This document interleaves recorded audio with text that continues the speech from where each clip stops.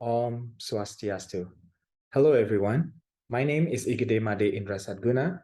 I'm a lecturer of Karawitan Bali or Balinese Gamelan from the Indonesian Institute of the Arts, Isi Denpasar, Bali in Indonesia. The title of my today's presentation is Into the Unknown, Challenges of Fieldwork During the Pandemic.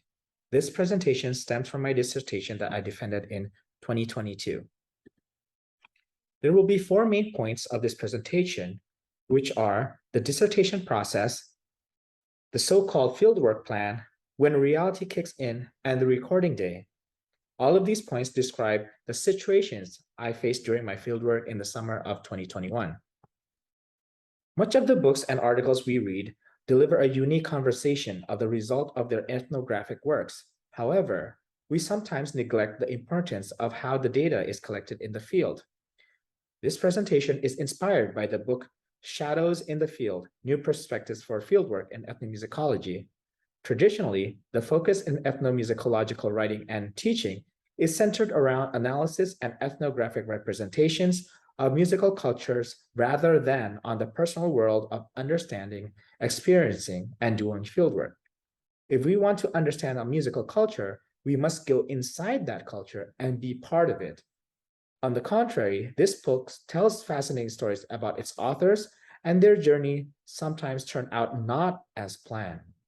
Having to deal with harsh and extreme weather conditions and being tested by their main interlocutors are among the fascinating stories that this book tells. Music is our path toward people, and if anything distinguishes contemporary ethnomusicology from previous areas of the discipline, it is our practice of talking with, playing music with, and experiencing life with the people about whose musical practice we write. Fieldwork is experience, and the experience of people making music is at the core of the ethnomusicological method and theory. In this presentation, I will tell you my story, my journey, my adventure into the unknown challenges of fieldwork during the pandemic, and strategies to overcome them. It is crucial to tell these stories so people will know that many unknown and unexpected factors can affect the research. It is vital that not only see the end result, but also the process and hardship to overcome them. My fieldwork journey was all part of my dissertation process. I started my doctorate studies in musicology at the Florida State University in USA in 2019. The title of my dissertation is The Art of Balinese Kendang, Drumming, Improvisation, Interaction, and Dance Accompaniment in the Gamelan Gong Kebyar, which investigates the complexities and intricacies of Balinese solo and pair drumming improvisation that has yet gotten enough attention. This topic is researched through the works of the venerable Balinese maestro drummer Iketa Sukarata. He is a prominent musician in Balinese Gamelan, where his drumming skills have yet to be documented. My studies at FSU were sponsored by the Fulbright Dictee grant, which only funded for 3 years. So from the start, I had to think strategically to finish my degree within the given time frame. The plan was to return to Bali to collect the needed data during each school break. The first school break of the winter of 2019, it went well. I came to Bali in December and did 3 weeks of fieldwork. The following year, the unexpected happened. COVID started to outbreak worldwide, made uncertain of our future life, including mine. After the spring break of 2020, FSU decided to cancel all in-person classes and convert them to online formats. I decided to return to Bali and take my classes online. I was afraid that if I did not get back soon, I could not enter Indonesia, as many of the transiting countries were starting to close borders. I transited in Singapore and was very fortunate because the Singaporean government closed its borders the following day. While I was back home in Bali, I took classes in the middle of the night due to the 12 hours difference between Indonesian Central Time and US Eastern Time. I managed to complete my courses as planned, and now starts the crucial moment in my dissertation process, which is focusing on fieldwork. I was fortunate to be awarded a summer research grant by the musicology area at FSU and a research travel grant by the American Indonesian Cultural and Educational Foundation. Sukarata is a very important figure in Balinese Gamelan, a seniman alam or natural artist without any formal education. He got his skills from decades of performing and teaching. He has groomed many students from Bali and abroad that have become successful musicians and scholars. Despite being a famous musician, his works have rarely been documented. Michael Bakken wrote the only other publication on him in his book, Music of Death and New Creation, Experiences in the World of Balinese Gamelan Balaganjur. In that book, Bakken talks about Sukarata being his teacher in a different musical genre, which is the Gamelan Balaganjur. Despite having studied with Sukarata for more than 15 years, the most important part of the fieldwork occurred in the summer of 2021. Understanding the world of Sukarata's drumming improvisation has required keen attention to the study of his techniques, lengthy conversations, and careful observations of his playing. To fully realize the aims of this research, the plan was to create a high-quality audio-video recording that focused on Sukarata's drumming style in 3 different contexts: paired drumming, solo drumming, and drumming for dance accompaniment. This has never been done before. In order to make that recording, I would hire a team of audio-visual specialists to record Sukarata playing drum, ask help from my students at the Karawitan department at ISI Denpasar to be the accompanying musicians, and the recording would take place in the Karawitan studio, which has proper acoustics for a high-quality recording. The recording would be taken place in July of 2021. I had this wonderful and fantastic plan in mind, and I imagined it would work perfectly. As I worked on making this idea to fruition, it turned out that the topic of my dissertation, which was on improvisation, would be a theme in this fieldwork. Not only was it investigating the musical aspects of Sukarata's drumming, but actually I would have to improvise in my fieldwork. I had to improvise and adapt to situations that I would never have thought and have planned. The first altercation that I had to do involved Sukarata. In the prior year, I recorded him playing drums with me, and I used that data to present at the Society of Ethnomusicology conference. I spoke to him about this idea of recording in 2020, and he agreed to participate and was eager to support me. In the following year, in 2021, around June, as I got funding to conduct the recording, he was really hesitant. His health had declined significantly. If you look at this picture on the left, that is Sukarata in 2020. Despite already sick, he still looked cheerful. Then juxtapose it with the picture on the right. It was taken in 2021. You can tell that there is a significant difference just by looking at these photos. Since approximately 2010, Sukarata has been diagnosed with several illnesses. Among them are diabetes and lung problems due to his heavy smoking and unhealthy lifestyles. Because of this, it caused me to question whether this project can continue or not. I was distraught seeing him in such a condition. He could barely sit down with a drum on his lap. In many of my conversations, he even wished that he would die because he couldn't stand the pain of being sick. He was also not strongly supported in terms of finances. His medication would rely on the generosity of family and friends, and also using the kartu miskin or poor card from the Indonesian government that would allow him to get a significant reduction for his medication. After discussing the situation with Sukarata, we both came to the realization that it was impossible for him to play all of the required excerpts for the project. However, Sukarata ultimately insisted that this research to be continued. He suggested that a trustworthy student of his choosing could play the kandang. We decided that 3 of his students would participate in this recording playing kandang on his behalf. I watched those students train under his supervision. If usually he would demonstrate the patterns when the students did something incorrectly, this time Sukarata couldn't play kandang. Instead, he used the ngajin ban bibih method, which translates as teaching by singing out the vocals of the drums. In my initial conversation with Sukarata, we decided that I would recruit the accompanying musician of ISI Denpasar students. Sukarata agreed to this idea, but suddenly, a week before the recording, he called me and said the musicians were ready and waiting for me to practice at his house. I was caught by surprise because I did not know who the musicians were. I had not yet chosen anyone. I grabbed my motorcycle and quickly drove to his house. Luckily, I knew most of the students of the assembled group, which consists of ISI students and alumni, as well as members of Sukarata's family. When I saw the musicians, I was relieved and confident that I could work with these individuals and finish my project. In the Balinese culture, your teacher is held in a very respected and high position. It is unethical to question their judgment, and it would be disrespectful if I said I didn't want to work with the musicians of his choice. He knew what was at stake and what this research and recording meant for me. After several rehearsals, we agreed that the recording would take place at the Karawitan studio at Isi Denpasar on July 5th. Since the first case of COVID was recorded in Indonesia in 2020, there has been a significant increase in cases of people getting COVID. Based on the data released by the Indonesian Ministry of Health, it has been recorded around 2 million cases happen from the first case until June of 2021.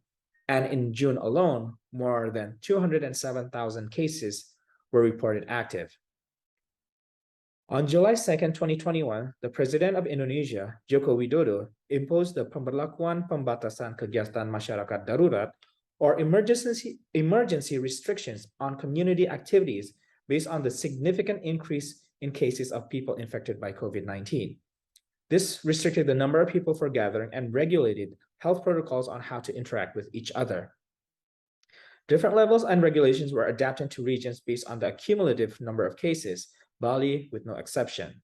This regulation was announced after I finished my last rehearsal with Sukarata and the musicians. When the president announced it at night, I couldn't sleep. I have already submitted all the paperwork to conduct a recording at Isi Denpasar, which was already approved. What will happen to my recording? I asked myself. On the following day, the rector of Isi Denpasar officially announced that no one may conduct any type of activities at school. All students, faculty members, and staff were prohibited from entering the university ground. I was flummoxed. Where can I go now to do my recordings? All schools that have gamelan are now a no-enter zone. I also can't do the recording in the Banjar, which is considered as a public space, or else I could get caught. I tried calling many people and asked for their suggestions on what to do, but I had no real solution. I also couldn't postpone my schedule because this would immensely affect my timetable to complete my degree.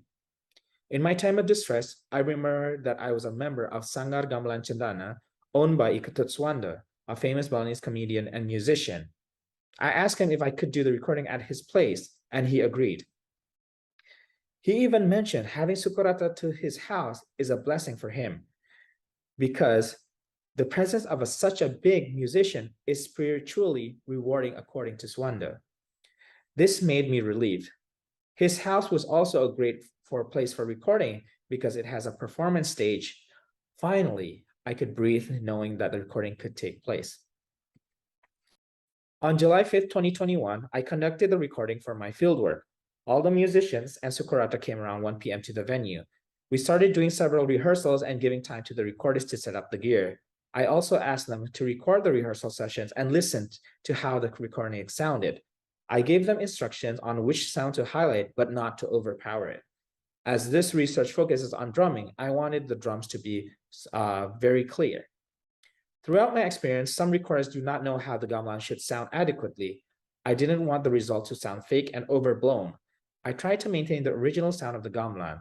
This recording also included dancers. I wanted to capture the movements through the lens of the drummer. Hence, I specifically told them which angle I wanted on what choreography. This turned out to be tricky because the recorders had to understand the dance within a limited time while making the visual aspect of the recording still appealing. Here's a short example of the recording that I made.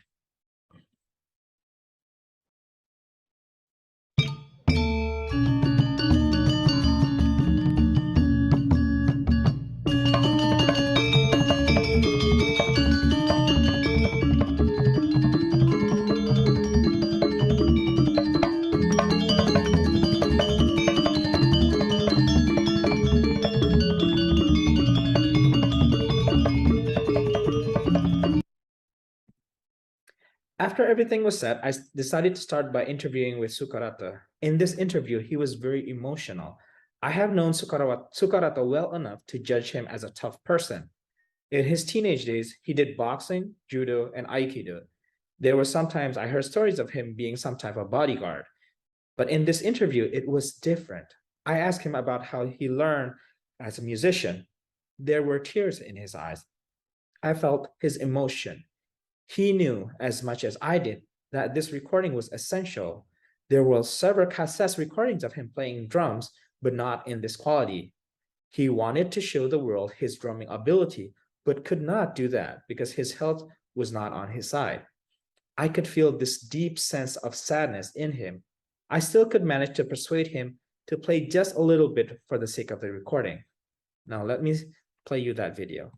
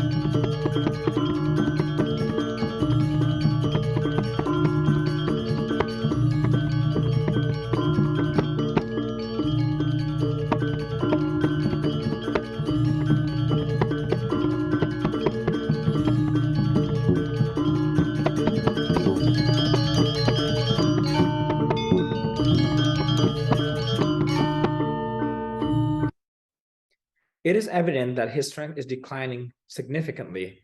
His patterns aren't as clear and his hands are trembling, but his drumming passion will never fade. Through this recording and research, I hope it does some justice to serving as a formulation of Sukarata's thinking on such matters in scholarly form. After the recording and editing process, I took the video to Sukarata's house and watched it with him. I could still sense his sadness about not being able to participate in that recording.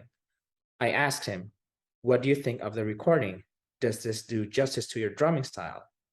He nodded to me and said, "This is good." That was the result that I was looking for. I was looking for his approval. The result of this recording, aside to being used in my dissertation, was also used for my presentation at the SEM conference in 2021. During the presentation, several audience members were astonished by the quality and clearness of the video. If you search Balinese gamelan repertoires on YouTube, you will probably find more than 1 million videos.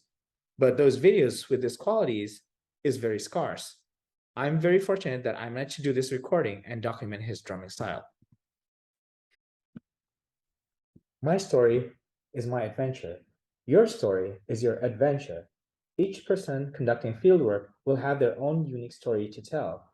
When talking about improvisation in music, it teaches us to be able to be adept and make decisions in the spur of the moment.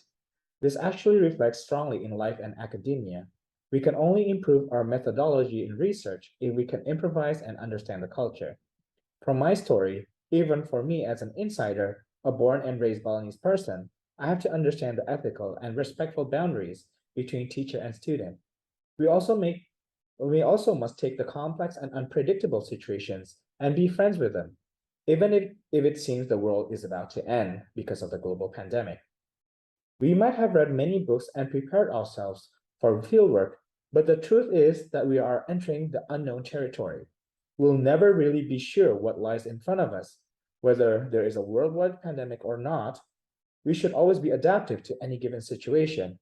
But it does not mean that we shouldn't prepare and plan ahead. It means that we have to be flexible and be able to improvise. Fieldwork is an important part of humanities studies, moreover in ethnomusicology. Let me end this presentation with a quote from one of the prominent scholars in ethnomusicology, Bruno Netto. Everything that comes later, analysis, interpretation, and theory, depends on what happened in the field. So the question is, what will happen in the field? How will it happen? We can only predict, but the reality is we can never really know until we enter the unknown. Thank you. Thank you and goodbye.